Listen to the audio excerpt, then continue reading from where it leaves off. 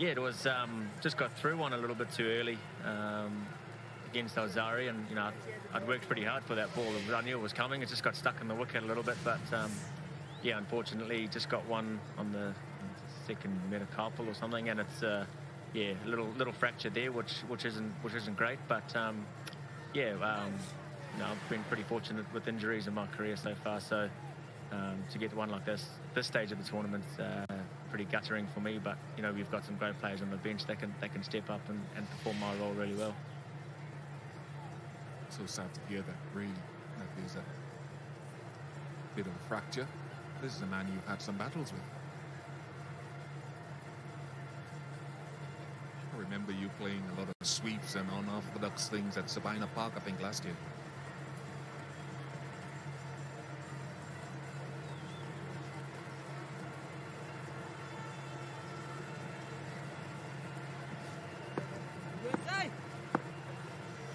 Zari Khan.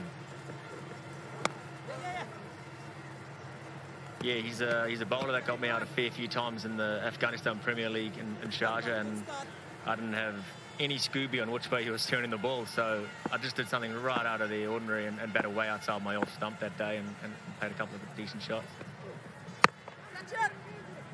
Slightly with the wind when you're hitting that side to D. I don't know if Webster middled that, absolutely nailed it, but it's a hero maximum.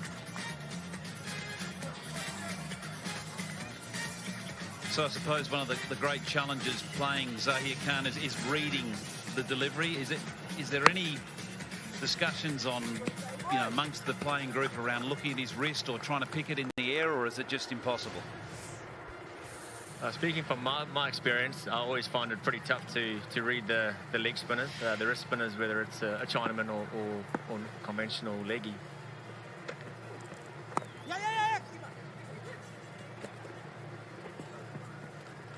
But then again, you speak to some guys, and we play against these guys now in franchise cricket so often that you do pick up little things here and there, and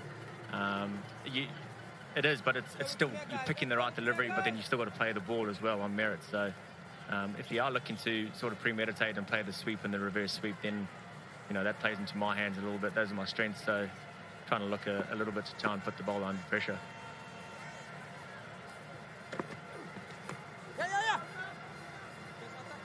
And just to explain to us and all our viewers out there, is there a big difference between trying to read a spinner with a white ball against a red ball? The thing I'll battle with is under lights with the white ball. I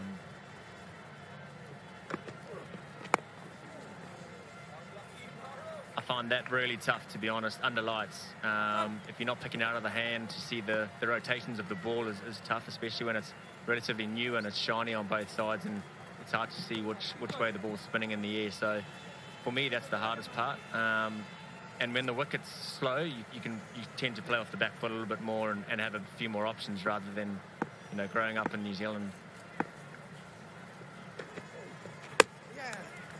Straight through the quicker ball, bowled. So Webster ends a bright start. A quicker ball from Zahir Khan picks up his first wicket.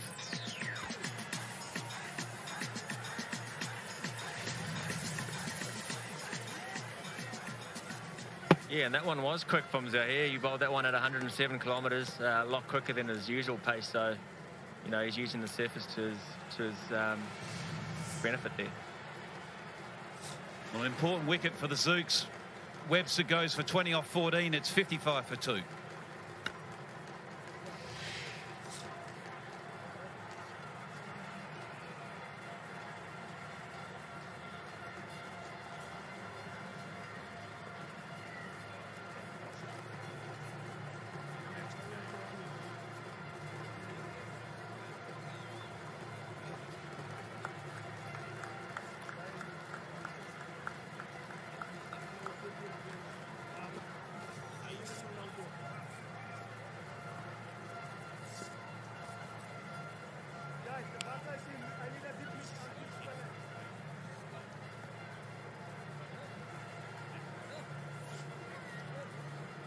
Darren Bravo has come to the crease replacing Tion Webster, having a good season.